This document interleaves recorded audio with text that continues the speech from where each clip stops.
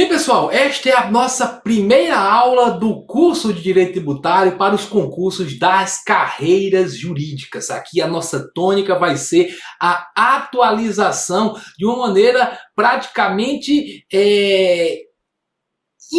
incontestável. Nós vamos trabalhar de maneira radical para que a gente esteja sempre atualizado com a jurisprudência do STF e do STJ, que é o que aparece nas provas mais complicadas de direito tributário. A gente tem que lembrar sempre que numa faculdade de direito, né, o aluno mais brilhante é aquele que conhece diversas opiniões, consegue defender diversas teses, ter várias visões sobre o mesmo tema, mas nas provas de concurso público o que tem bom resultado é quem adota os posicionamentos que são os que são aplicáveis na prática, aqueles posicionamentos adotados pelo Supremo Tribunal Federal em matéria constitucional e em matéria de lei federal, que para a gente é bem importante por conta do Código Tributário Nacional, os posicionamentos do Superior Tribunal de Justiça. Então, sem prejuízo de explicar aqui algumas controvérsias, a gente vai adotar aqui praticamente como verdade. Eu vou trazer todos os fundamentos da tese que vem prevalecendo e mostrando como você deve enfrentar os argumentos em sentido contrário. Vocês podem, por exemplo, estar fazendo uma prova para advocacia pública e já existe uma decisão de um tribunal superior ou do próprio Supremo em favor da fazenda pública e você precisa fundamentar para rebater argumentos, para fazer uma contestação, por exemplo, uma ação ajuizada pelo contribuinte. Se você é magistrado, você vai ter como magistrado livre convencimento, mas como candidato a magistrado é bom que você se livre e convença, essa expressão é engraçada, né? Que você use o argumento que está prevalecendo, então você tem que saber rebater, né, um a um os pontos, os argumentos que uma banca venha colocar que não estejam prevalecendo na órbita do Poder Judiciário. Então aqui a gente vai ter uma radical vinculação aos posicionamentos do STF e do STJ. Sou professor para concurso público há quase 20 anos, né? Minha vida no serviço público, eu estou no meu 8º cargo público, exerci carreiras fiscais, fui auditor fiscal da Receita Federal, né? Trabalhei na CGU, depois trabalhei no Ministério Público do Rio Grande do Norte, Ministério Público de Contas de Pernambuco. Então, minha vida é dentro do mundo do concurso público e tenho um tesão gigantesco em prepará-los para as provas de concurso público. Eu sempre gosto de dizer que a gente não pode entrar em campo sem saber como é que o nosso adversário joga. Nosso adversário são as bancas, ou nosso adversário são as bancas examinadoras, então a gente vai sempre se nortear pelo que essas bancas estão cobrando e, claro, sempre em consonância com a jurisprudência do STF e do STJ. E, claro, quando eu falo guiar pelas bancas, é que a gente vai incluir também um ponto que eu tive o prazer de ser o introdutor no livro para concurso público, né? Que é o ponto da chamada jurisprudência de banca, né? Até o meu livro, as pessoas nos livros de direito viam o que diz a lei, o que diz a doutrina, o posicionamento do autor e o que diz a jurisprudência, e eu passei a citar dentro do livro o Cécio pensa assim, a Exaf pensa assado, quando a Exaf fazia prova de concurso público, Fundação Carlos Chagas, o Unesp, dando a opinião de cada um, para que você entre em campo sabendo como é que seu adversário joga, para enfrentá-lo com condições de batê-lo com muita facilidade, porque se torna fácil mesmo depois que você conhece cada passo que cada adversário gosta de dar. Então essa vai ser a tônica durante todo o nosso curso de Direito Tributário. Vamos ter um curso bastante amplo, porque depois, quando saem os editais para a área jurídica, o GRAN vai cortar e fornecer em cada curso aquelas aulas que são mais voltadas para aquela carreira, né? Porque tem alguns pontos que são cobrados num concurso, no outro não. Nós vamos gravar aqui praticamente todos os pontos e se você nos acompanhar nas segundas e terças-feiras, vai ter um curso bastante amplo, conhecer bem a jurisprudência de STF e STJ e os principais pontos que a doutrina utiliza para resolver as questões relevantes em matéria tributária. Mas sem mais delongas, vamos parar de taxiar e vamos direto para a nossa matéria tributária. Quando a gente entra em direito tributário, a gente tem que ter uma noção de atividade financeira do Estado. Quando a gente começa a estudar direito, a gente aprende que esse ente abstrato, o Estado, ele existe com uma única finalidade, que é a consecução do bem comum daquele povo que se encontra naquele território. Consecução do bem comum. Mas é óbvio que para chegar à consecução do bem comum, o Estado vai ter que realizar uma atividade financeira, obtendo e gerindo, despendendo recursos. Então, em primeiro lugar, claro, se o Estado vai precisar construir hospitais, escolas, abrir estradas, pagar servidores públicos, ele vai precisar obter recursos junto àquela população, junto àquele povo, para depois fazendo a licitação, realizar as despesas necessárias à consecução do bem comum. Seu fim último, ou seu fim único, na realidade, o fim estatal, é esse: consecução do bem comum. E a obtenção de recursos do Estado se faz basicamente de duas formas. E essas duas formas dão origem a uma famosíssima classificação das receitas públicas lá no âmbito do direito financeiro, inspirado na ciência das finanças. A ideia é que às vezes o Estado obtém recursos da mesma maneira que um particular obteria. Ele explora seu próprio patrimônio. Por exemplo, quando o Estado é proprietário de um imóvel e aluga esse imóvel para um particular, ele obtém receitas de aluguel. Vejam que ele obtém essas receitas da mesmíssima maneira como um particular proprietário de imóvel obtém, alugando. Renda daquele imóvel, esses frutos civis, os aluguéis. Nesse caso, percebam que o Estado não usa do seu poder de império.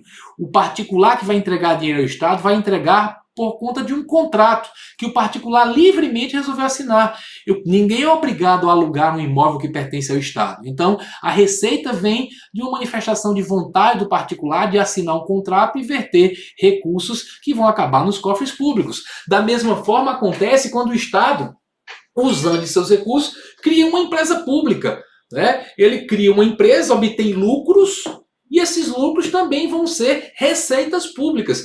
A semelhança com o caso do aluguel é que, novamente, o Estado está se despindo de suas prerrogativas estatais. Não está obrigando ninguém a contribuir com sua atividade. Não está usando o seu poder de império. Ele está obtendo recursos contratualmente. Assim, por exemplo, ninguém é obrigado a abrir uma conta no Banco do Brasil. Mas se abre uma conta no Banco do Brasil, que é uma sociedade de economia mista, vai pagar algumas tarifas para o banco, vai gerar alguns lucros para o banco, e como o Estado é um dos acionistas do Banco do Brasil, o Estado vai obter dividendos com aquilo dali. O Estado está obtendo dividendos da mesma maneira que um particular obtém. O Banco do Brasil, Sociedade de Economia Mista, a Caixa Econômica Federal, empresa pública, ou eles obtêm recursos da mesma maneira que Bradesco, Itaú, Santander obtêm. Então, nesse caso, a gente diz que a receita se origina, atenção para essa palavra, se origina do patrimônio do Estado, e a gente fala que essa receita vai ser classificada como uma receita originária, que é uma receita que o Estado obtém de acordo com o direito privado. Direito privado que trata dos contratos de aluguel, certo? Do contrato que você firma com empresa pública, uma sociedade de economia mista. Então aqui é sem exercício de poder estatal, sem exercício do poder extroverso, poder de império.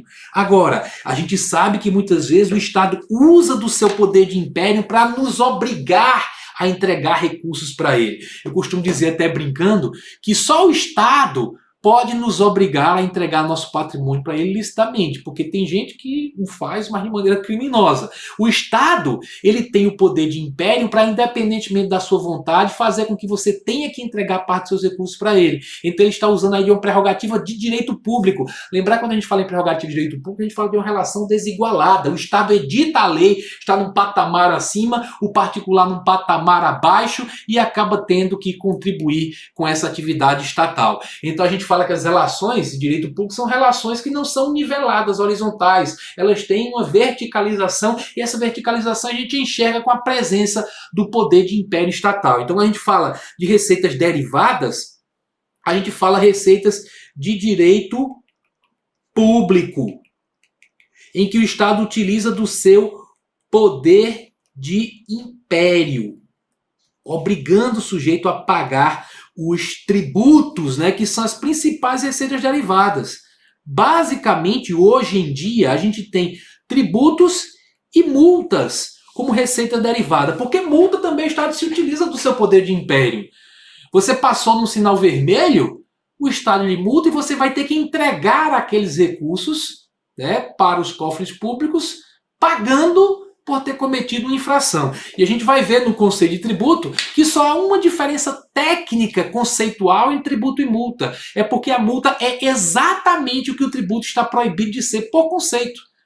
O artigo 3º do CTN diz, dentre outras coisas, que o tributo não constitui sanção por ato ilícito. A multa é sanção, a multa é punição por ato ilícito. Mas em todos os outros aspectos, principalmente no aspecto da obrigatoriedade, da compulsoriedade, tributos e multas são idênticos. certo? Então você é obrigado a pagar o tributo porque o fato gerador daquele tributo aconteceu. É obrigado a pagar a multa porque cometeu uma ilicitude. Então o Estado usa o seu poder de império para lhe obrigar a contribuir com a sua atividade. Eu coloco uma pequena observação aqui que nas provas lá de direito financeiro muitas vezes gostam de lembrar da tal da reparação de guerra, né? As reparações. Vou melhorar aqui esta letra, de conseguir ler desse jeito. Reparações de guerra. Ainda falam, reminiscência histórica. É como se fosse ônus de sucumbência num conflito armado. O povo vencedor impunha ao povo vencido uma prestação. Seria um Estado impondo ao povo de outro Estado a ação de recolher para aquele primeiro Estado contribuições, reparações por conta da guerra.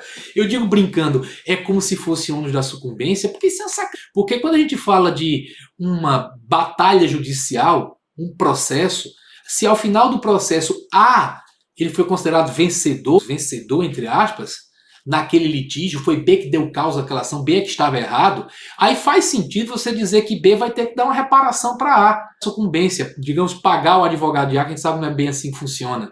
Mas a ideia é que se B foi derrotado é porque ele não tinha razão, é porque A tinha razão e tem que votar antes, né? Tem que ser indenizado contra todos os custos que teve. Só que num conflito armado não é assim. Quem ganha não necessariamente é quem tem razão, é quem tem mais força. Então seria uma grande sacanagem, mas como já aconteceu bastante, a gente tem que dizer que reparações de guerra também é considerado, porque o que diferencia a receita derivada da receita originária é justamente isso. É o uso do poder de império, a não importância, a desimportância da vontade. Veja que na receita originária de direito privado, o que importa é a vontade, você firmar o contrato, sua vontade de morar naquele imóvel, você tem a liberdade para assinar o contrato para morar naquele imóvel e pagar o aluguel. Você tem a liberdade de assinar um contrato com aquela empresa estatal. Certo? Então essas receitas são consideradas receitas de direito privado contratuais porque semelhantes com aquelas receitas que os particulares obtêm. Então por isso fala originária porque se origina do patrimônio do Estado. A derivada não. O poder do Estado. O Estado utiliza o poder contra os particulares para obter esse recurso. Agora, quando a gente fala disso, é bom que a gente olhe para essa classificação das receitas derivadas dessas espécies, falando em tributos, multas e reparações de guerra, com um olhar crítico, né? Lembrando que reparação de guerra é reminiscência histórica, algo que nunca deveria ter nem existido. A gente cita porque já cobraram em prova, principalmente direito financeiro. Agora, as receitas tributárias derivadas são tributos e multa, basicamente, hoje em dia. E multa, como receita, tem uma importância muito pequena. E tem que ter. Ao menos na teoria, a multa é criada para não ser arrecadada. No mundo ideal, a multa não seria nem arrecadada, porque no mundo ideal as pessoas não cometeriam os ilícitos, não passariam nos sinais vermelhos, por exemplo. Ok? Então, multa como fonte de receita, ela não é tão eficiente.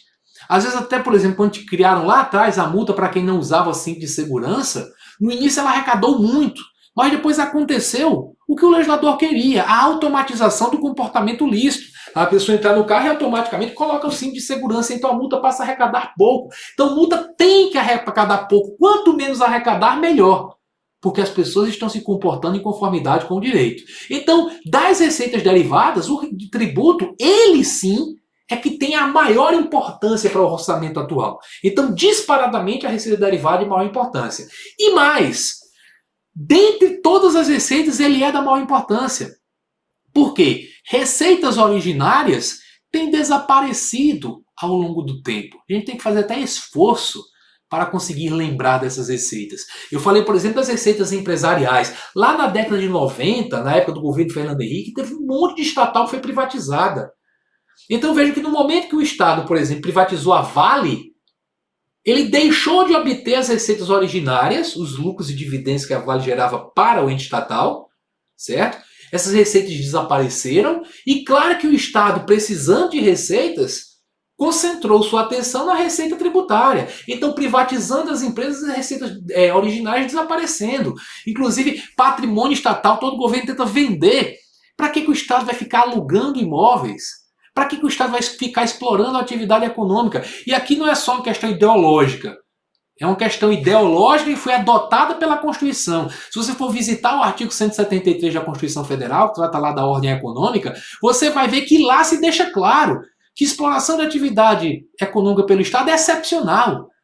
Lá se fala que só se faz para atender imperativo de segurança nacional ou a relevante interesse coletivo. Quando não houver nenhuma dessas coisas em jogo, o ideal é que a produção de bens e serviços para o mercado seja feita pelos particulares. Então a própria Constituição diz, olha, Estado, excepcionalmente é que você deve explorar a atividade econômica regida por norma aplicável ao empreendimento privado, certo? Utilizando empresas públicas e sociedade de economia mista. Então vejam, as empresas públicas e sociedade de economia mista vão cada vez mais deixando de existir, certo? Se fala hoje em dia em privatizar Correios, Banco do Brasil, então vão ser menos receitas ainda das originárias, e claro que o Estado vai concentrar sua atenção na receita derivada, e fundamentalmente das receitas derivadas, claro, na receita tributária. Muitos autores até apontam como um dos principais fundamentos, principais motivos para a carga tributária ter crescido tanto nos últimos 20 anos, justamente as privatizações, porque óbvio, né? Eu costumo dizer que a economia é como cobertor de pobre, né? Cobriu a cabeça, descobre o pé, tem que puxar para um lado, para o outro. Então, se privatizou, se várias empresas foram privatizadas, as receitas originais deixaram de entrar, nós temos que puxar de outro lado. E o lado que puxaram é o lado que dava para puxar, receita tributária. Então eu quero que vocês percebam que, sim, o tributo é uma fonte de receita do Estado. Mas dizer isso é dizer muito pouco. Não é uma das, assim, genericamente, é a principal fonte de receita do Estado.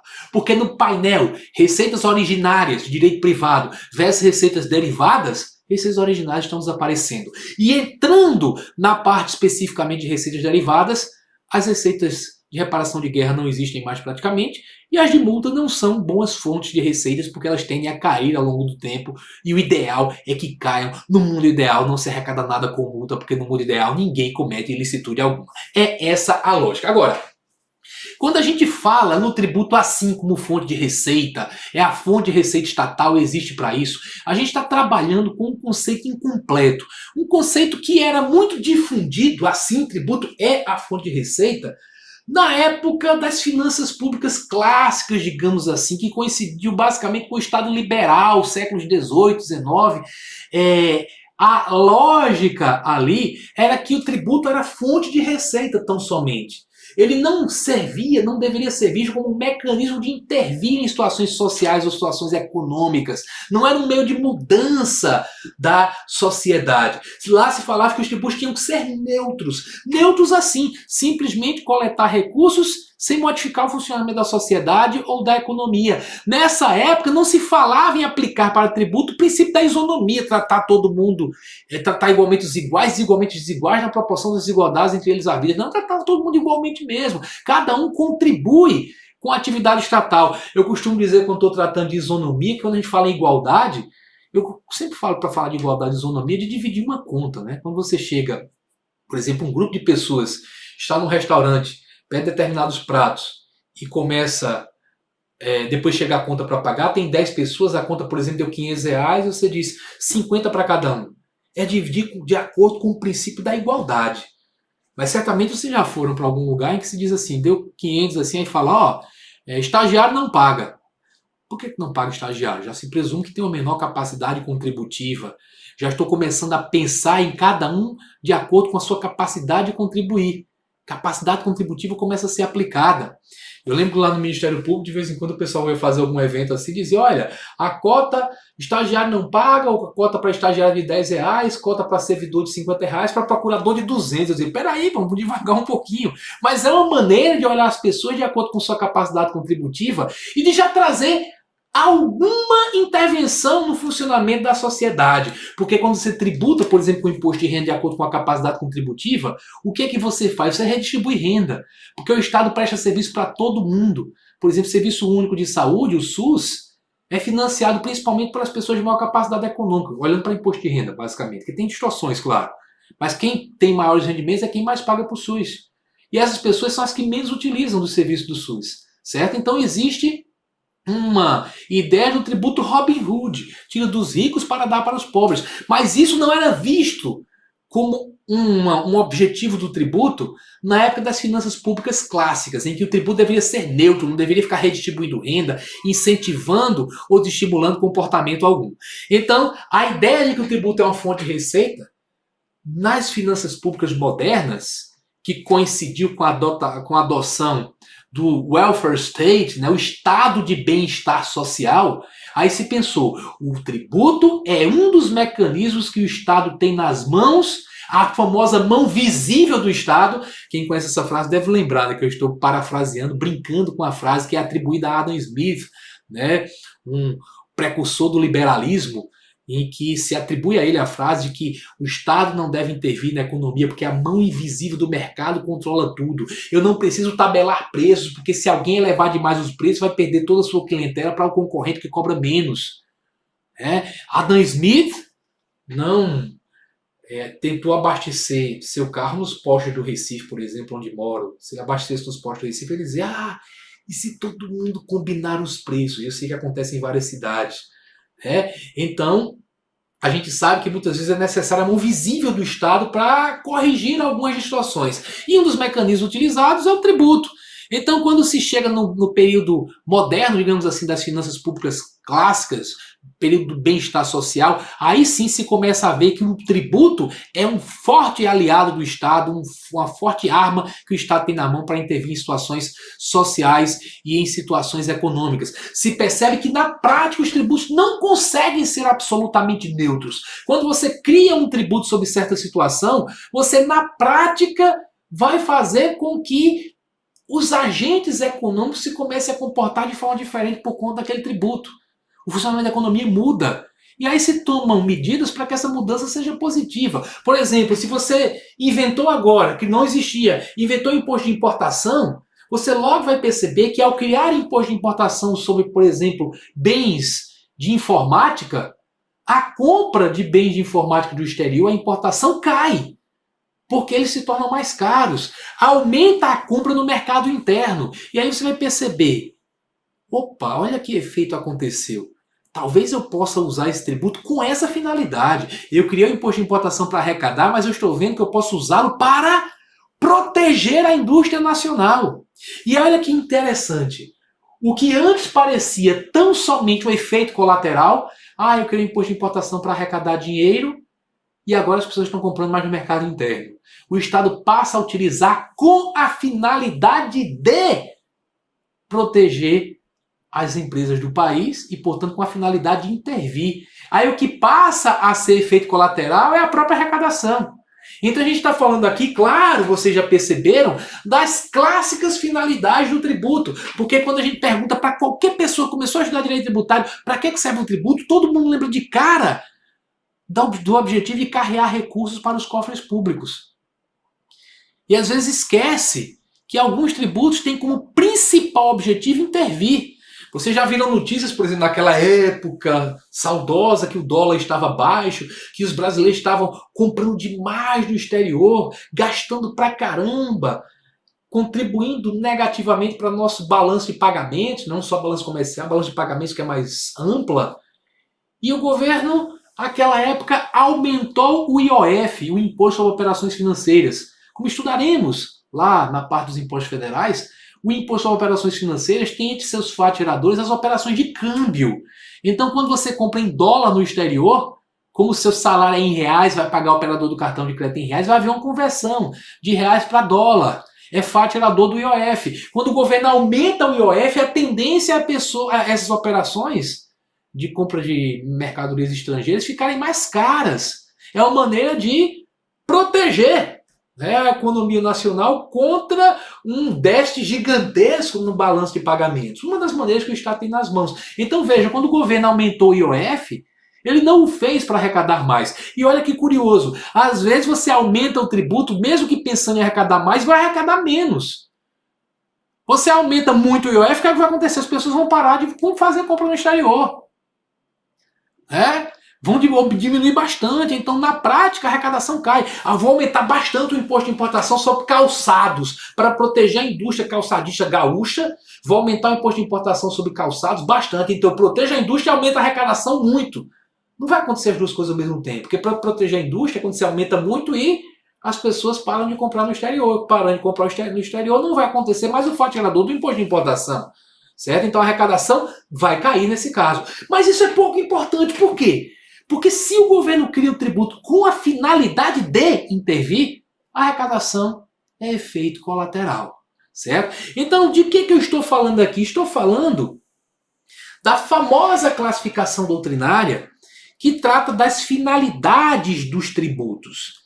Fala-se da finalidade fiscal, que é a mais lembrada. A finalidade fiscal é a de carrear recursos para os cofres públicos, importantíssima. Ainda hoje, claro, muito importante. Na prática é a que o Estado dá mais atenção. A finalidade extra fiscal é uma finalidade interventiva, é intervir em situações sociais, em situações econômicas, é estimular determinados comportamentos, desestimular os comportamentos, certo? Então o tributo, quando tem finalidade extra fiscal, é porque ele prioritariamente ele é utilizado para isso. Agora, fundamental nas provas, tanto nas provas objetivas quanto nas provas discursivas, numa prova oral, numa peça, nunca, jamais diga tal tributo tem finalidade fiscal. Sempre coloquem antes da palavrinha fiscal um advérbio. Finalidade precipuamente, marcantemente, principalmente extrafiscal ou fiscal. Porque na realidade, nenhum tributo é só extrafiscal. Se você criar um tributo pensando em intervir, mas pelo menos um pouquinho aquele tributo vai arrecadar. E ninguém vai pegar o dinheiro arrecadado e rasgar. Dizendo, esse tributo é para intervir, não é para arrecadar. Não, os recursos vão ser importantes para o desempenho da atividade financeira do Estado. Então ele traz dentro de si também algo de fiscalidade. Da mesma forma, se você disser o tributo foi criado com finalidade fiscal somente, eu falei para vocês que os tributos não são neutros. Quando você tributa uma riqueza, você acaba redistribuindo renda, que é uma finalidade extrafiscal. Eu gosto sempre de citar o mesmo exemplo, porque isso aqui é facílimo de entender. Falar do imposto de renda. O imposto de renda é o tributo de finalidade fiscal mais notório. Você olha para o imposto de renda e vê o Estado querendo arrecadar um pedaço do que você ganha. Claramente. Só que lembrem do exemplo que eu citei agora há pouco. Vocês sabem que o imposto de renda é um tributo progressivo, né? Quem tem rendimentos baixos, não tem capacidade contributiva, não paga nada, aquela faixa chama de isenção do imposto de renda. A partir de um certo patamar, o legislador reconhece que você já consegue subsistir, ainda sobra uma graninha para você ter alguns luxos, certo? Então você já começa a contribuir com 7.000% do excesso, a partir de um certo patamar 15, depois 22,5%, depois 27,5%. Então se raciocina que se deve espremer a laranja que tem mais suco, né? Espremer mais, lá em cima, do patamar mais elevado de rendimento, você vai conseguir mais recursos. Mas lembre do que eu falei para vocês. Olhando, por exemplo, para o sistema público de saúde ou de educação, normalmente quem mais usa do sistema público são as pessoas mais pobres, que são as que menos contribuem, pelo menos com o imposto de renda. Falei para vocês, eu sei que tem distorções.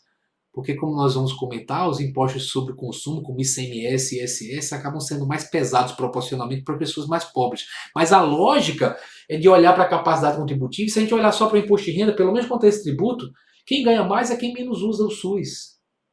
Quem ganha menos é quem mais usa do SUS. Por isso que o tributo, mesmo sendo claramente um tributo com finalidade fiscal, ele traz dentro de si algo de extra fiscalidade, porque ele redistribui renda. Eu costumo sempre lembrar daquele símbolo do equilíbrio das forças, do bem e do mal. Um dia eu cheguei para o meu irmão e perguntei que símbolo era esse. Ele disse era o dos engenheiros do Havaí, quase que eu fiquei doido. Mas a ideia é que um lado preto com um pontinho branco, um lado branco com um pontinho preto, não há o bom, o bem puro, sempre há uma pitadinha de mal no meio, não há o mal puro, sempre há uma pitadinha de bem. Aquela pessoa que você diz que é maçacuda, que sai algo de bom dali, também aquela parece tudo totalmente bondosa, tem algo de maldade ali dentro. Por que eu estou falando disso? Porque também não há um tributo só fiscal, porque todo tributo intervém. Nem há tributo apenas extra fiscal, porque esse tributo arrecada. Então fiscalidade e extrafiscalidade estão ali presentes. Elas se destacam. Sempre uma tem mais importância, a outra é efeito colateral. Quem é mais importante? Cada tributo é que vai ter as suas características analisadas para que você diga quem é mais importante. Mas a doutrina também cita, para que a gente conclua aqui, a finalidade parafiscal. Uma parcela da doutrina, porque tem gente que nem reconhece a finalidade parafiscal como uma finalidade autônoma. Porque na finalidade parafiscal o Estado quer arrecadar. Quer arrecadar também, então muitos enquadram dentro da finalidade fiscal. Só que aqui ele quer reservar dinheiro. para certa atividade, certa despesa. É dinheiro carimbado para certa coisa. Olha, a palavra parafiscal vem da ideia clássica lá no passado, que hoje não funciona exatamente assim, mas já colocou-se em prova ainda esse conceito, de que a cobrança do tributo, nesse caso, seria feita não pelo próprio Estado, pelos órgãos do ente de direito público, né, pelos órgãos do ente político, União, Estado, DF, município, que é quem cria os tributos. O Estado criaria esse tributo e delegaria a capacidade tributária ativa para uma outra pessoa. Como aconteceu durante um bom tempo, quando o INSS cobrava algumas contribuições previdenciárias, que não cobra mais, quem cobra é a Receita Federal, que é órgão do Estado, órgão da União. O INSS é uma autarquia, portanto, é uma pessoa de direito público, integra a administração indireta da União, mas não é União, é outra pessoa jurídica, personalidade jurídica própria. Certo? Mas naquela época se dizia, olha, uma entidade ao lado do Estado, você até criticava porque não era ao lado, fazia parte da administração indireta, mas uma entidade que não é exatamente o Estado, está cobrando tributo e ficando com a arrecadação para o desempenho de certas atividades. Então se dizia que esse era o conceito de parafiscalidade. Tanto é que as contribuições que vamos estudar, que eu vou chamar aqui de contribuições especiais, previstas no artigo 149 e 149A da Constituição, muitos chamam de contribuições parafiscais, porque é nelas que a gente enxerga essa ideia de separar recursos para certas atividades. Só que hoje em dia não é necessário que seja outro órgão que cobre, outra entidade. Por exemplo, as contribuições para a Seguridade Social continuam tendo a mesma finalidade, custear a Seguridade Social. Mas hoje são cobradas pela Receita Federal, que é órgão da União, não é outra pessoa, é um órgão da pessoa jurídica União. Então, essa parte de parafiscalidade, até por conta da variação do conceito, tem sido pouco cobrada em prova, e o que vocês têm que dar mais atenção é o que eu tenho certeza que vocês, mesmo que tivessem estudado a matéria pela primeira vez agora, têm todas as condições de separar de maneira bem clara. O tributo é principalmente fiscal, quando sua principal função é carregar recursos para os cofres públicos. Já é principalmente parafiscal, ou desculpa, extrafiscal, quando o objetivo é intervir em situação social, econômica, estimular ou desestimular determinado comportamento. Coloquem sempre o advérbio antes, nunca é somente extrafiscal ou fiscal. Ele é principalmente, marcantemente, mas ele traz algo da outra característica dentro de si. E lembrem que, quando você lê sobre um tributo, você já tem que perceber, sentir isso. Quando você lê, por exemplo, sobre ITR, a Constituição dizendo o ITR será progressivo e terá suas alíquotas fixadas de forma a desestimular a manutenção de propriedade improdutiva, você fala, opa, quer se intervir em situação econômica. Desestimular a manutenção de propriedade improdutiva. Então esse danadinho, ele é um tributo marcantemente, não esqueça de botar o advérbio, extrafiscal. Não é só extrafiscal, porque ITR arrecada. É pouquinho, mas arrecada. Daqui a pouquinho a gente volta.